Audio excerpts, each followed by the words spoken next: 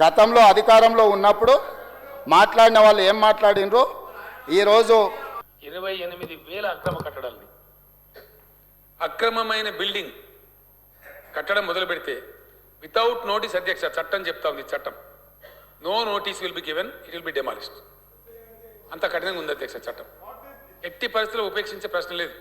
వారు ఎవరన్నా కావచ్చు ఎవరన్నా కాకపోవచ్చు దాంతో నిమిత్తం లేదు అక్రమ కట్టడం అంటే ఇమ్మీడియట్ డిమాలిషన్ అధ్యక్ష దాన్ని స్పేర్ చేసే ప్రశ్నలు ఎవరు కూడా అధ్యక్ష గత 65 ఏళ్లలో మూసీకి వరదలు వచ్చినప్పుడు కానీ ఇతరత్ర సమయాల్లో కానీ మాక్సిమం ఫ్లడ్ లెవెల్ ఏంది బఫర్ ఏంది దాని ప్రాపర్ అసలు మార్కింగ్స్ ఏంది ఇది ఏది కూడా ఎన్నడూ కూడా మా దగ్గర ఎక్కడ కూడా డేటా లేకుండే అధ్యక్ష ఈ గవర్నమెంట్ వచ్చిన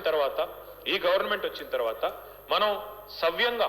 మూసీకి పోయిన సంవత్సరం 2020 అక్టోబర్లో వరదలు వచ్చినప్పుడు ఆ వరదలు వచ్చినప్పుడు వరదల ఉధృతిని కూడా స్టడీ చేసి టెక్నాలజీని కూడా వినియోగించి డ్రోన్స్ని కూడా ఉపయోగించి బ్రహ్మాండంగా అటు ఎంఎఫ్ఎల్ బఫరు ఏది ఎక్కడ ఎంత ఉంది అనేది కూడా మార్క్ చేసి మొత్తంగా ఐడెంటిఫై చేశాం అధ్యక్ష उसके साथ ही साथ हमने बलाया साहब ये भी किया कि कितने इंक्रोचमेंट है बफर में कितने हैं मूसी के बेड में कितने हैं रिवर बेड में कितने हैं इसका भी हमने एक अंदाजा लगाया करीब 10,000 तक कुल मिला के स्ट्रक्चर है 10,000 तक है उसमें मलकपेट में भी है अंबरपेट में भी है कई सारे जगह है आप भी जानते हैं मैं भी जानता हूँ एक दिन में ही आए नहीं बहुत सालों से चलता आया तो ये सब वहीं पे है ఎంక్రోచ్మెంట్ చూస్తే దగ్గర 10,000 తుర్క చెరువు ఉంది దాని కింద ప్రగతి నగర్ చెరువు మొత్తం ఆ ఛానల్ మొత్తం కబ్జాలే దాని మీద ఇల్లు కట్టారు సో దానివల్ల ఏమైందంటే ఇక్కడ water there was no other way to go but to enter into residential layouts నిర్దాక్షిణ్యంగా కొట్టిపారేయండి బుల్డోజర్లు పెట్టి మన జేసీబీలు పెట్టి ఎవరు అడ్డం వచ్చినా కూడా పోలీస్ సపోర్ట్ తీసుకొని కొట్టిపారేయండి డోంట్ స్పేర్ ఎనీబడి నిర్దాక్షిణ్యంగా వ్యవహరిస్తాం ఇప్పటి నుంచి